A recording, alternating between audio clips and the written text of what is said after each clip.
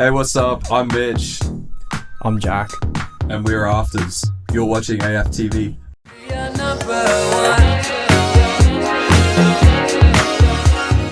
Today we asked ChatGPT to ask us 5 questions each about our debut single Crooks and Strays, which is out on May 2nd. So Jack, what's the backbone of the track production-wise? What element really locks it all together in your mind?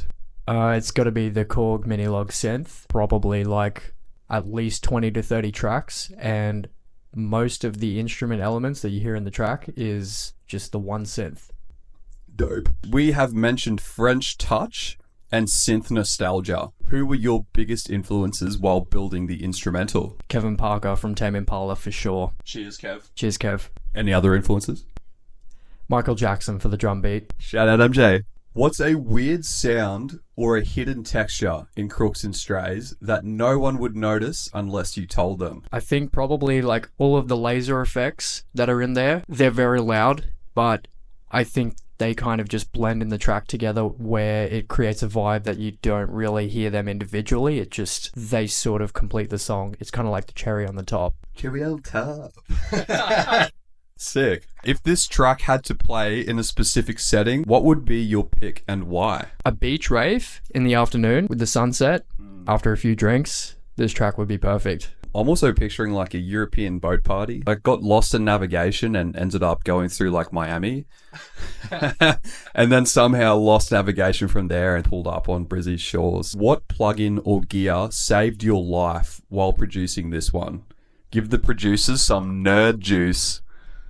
Isotope Ozone 7.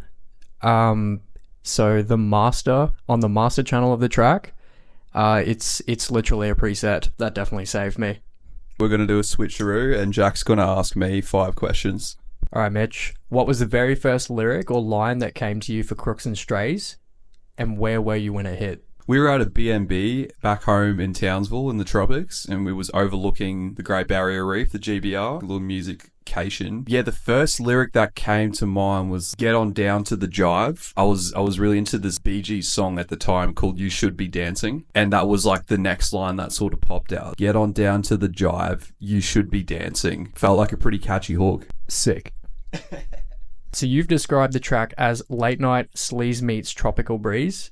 Can you unpack what that means for you personally? I mean, late night sleaze is just like, that was the vibe of the lyrics, was very just sleazy, and it's just like that idea of just losing touch, losing control, letting go, just getting up it for a night and just going out. Tonight's my fucking night. Some of the lyrics are, I've been everywhere, I've done everyone, which is just an absolute stretch because you can't have done everyone, you know. The character I slipped into for this track was very sleazy and just reckless, rebellious, just I'm out here for me for a good time, and like whoever else is involved. Sick. Bonus question, what does Crooks and Strays mean?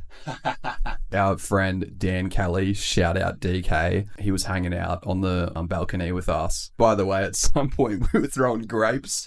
We were throwing grapes off that balcony. There were just some hoodlums getting around, you know, like they were a bit ragtag sort of bunch, and they were riding their bikes around and just doing circles on the street and going, you know. And Dan just looked at him, he shook his head and he just went, they're just crooks and strays, the lot of them. And we just thought that was so fucking funny and good. So we looked at each other and were like, yeah, that's the track right there. Shout out to whoever owns that convertible that we threw grapes into.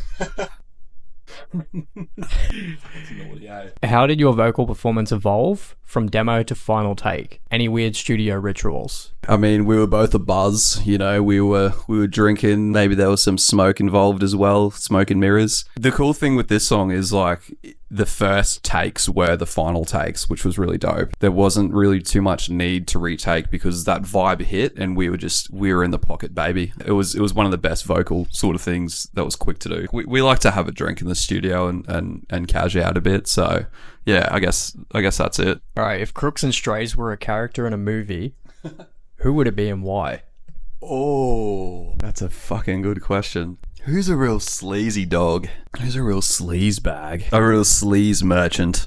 I think I got one. Well, if it was a show, Quagmire from Family Guy, his hidden dungeon, that's where it would take place. That's where the scene would be. Shout out Family Guy.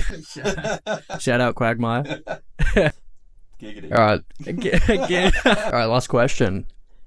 You and I climbed onto a roof to shoot the first video clip. What's the most unhinged idea you had for a promo that didn't make the cut? Oh. Unhinged. An intrusive thought about just getting fucking starkers up on the roof and just shouting at people like, what's that? I don't know, that's pretty fucking crazy. But there's something pretty funny about the idea of like a naked dude on his own roof and just people walking past and going, I don't like, can he get in trouble for that? Like, it's his own property. That was probably my intrusive thought. Still grey on the legal area there. So any lawyers out there, if that's legal or not, please let us know. Shouts out to litigation.